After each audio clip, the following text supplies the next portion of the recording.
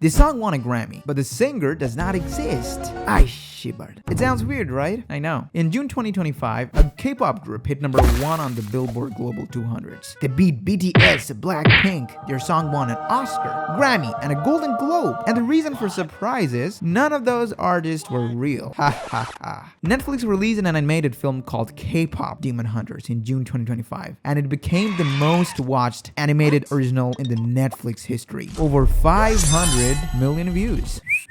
And I'm gonna tell you exactly how they pulled it off. But first, you gotta understand about what K-pop actually is, the darkness that exists within. Because if you don't get that, the move that Netflix made won't hit you the way it should. K-pop is the most misunderstood industry in the world. I know, crazy. You probably thought that K-pop is just catchy music with some choreography. But you've been so out of touch, thought about you way too much. That's what I thought, but it's completely wrong. K-pop is not a music genre. It's a loyalty architecture. Here's what I mean. The fans just don't listen. They invest, you know? Every K-pop fandom has a name. Just see that. BTS fans are called ARMY. Blackpink fans are called Blinks. That name your identity. Not a label, an identity. You understand that? And once you have an identity, you can defend it. You know? You spend money on it. You recruit others into it. Are you getting it? In 2024, 17 of the 20 best-selling albums in the entire world were by Korean artists. Like physical albums, like CDs.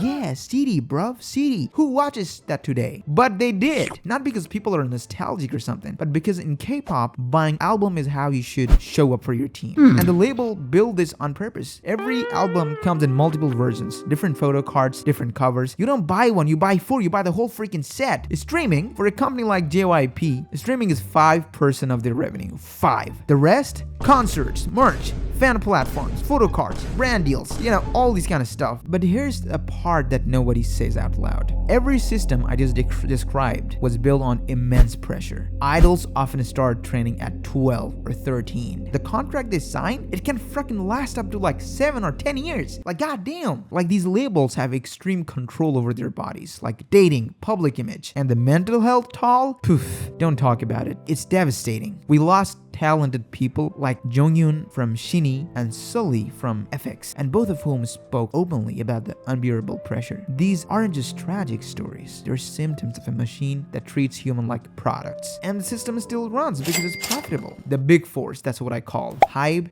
SM, JYP, and YG. I don't even know how to pronounce these things, but I did a little bit of research. They don't make just music. They recruit, train, produce, manage, tour, merchandise, license, and platform. Everything in a house. Damn. You understand their game? Integration's so tight that the artist has nowhere to go and the fan has nowhere else to belong. That's a model, and that's what K-pop actually is. It's hard for anyone to debut solo and get successful. That's why every successful artist belongs to a label, whether it's Jungkook or Lisa. Now here's the fun part. So what did actually Netflix figure out that the entire K-pop industry missed? They made an animated film, so no real people, no training cost, no slave contracts, no mental health liability. And they hired real producers behind Blackpink and BTS to make the music. They casted real K-pop vocalists, including Kevin Wu, a former idol who had 10,000 of Spotify followers before this film dropped, and they put them inside a story that 500 million people watched. By the time the credit rolled in, people didn't just like the music, they were actually invested in the character. The parasocial bond was already formed, through fiction obviously. So Kevin Wu went from 10,000 Spotify followers to 30 freaking million in months, because the audience found him through a story. Not through algorithm, not through label push, through emotional investment in a character they cared about.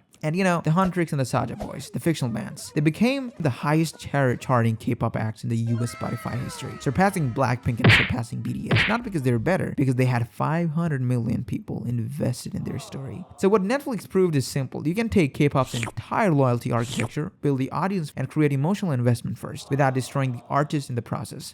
They built the world before selling the product. They made the people fall in love with the characters and then gave them the music. That's not just smart, that's the future, I think, for K-pop. That's it for today, fellas. This was my first long type video. I hope you enjoyed. You're gonna go and check out my short video too. It's kind of interesting as well. See you tomorrow, fellas.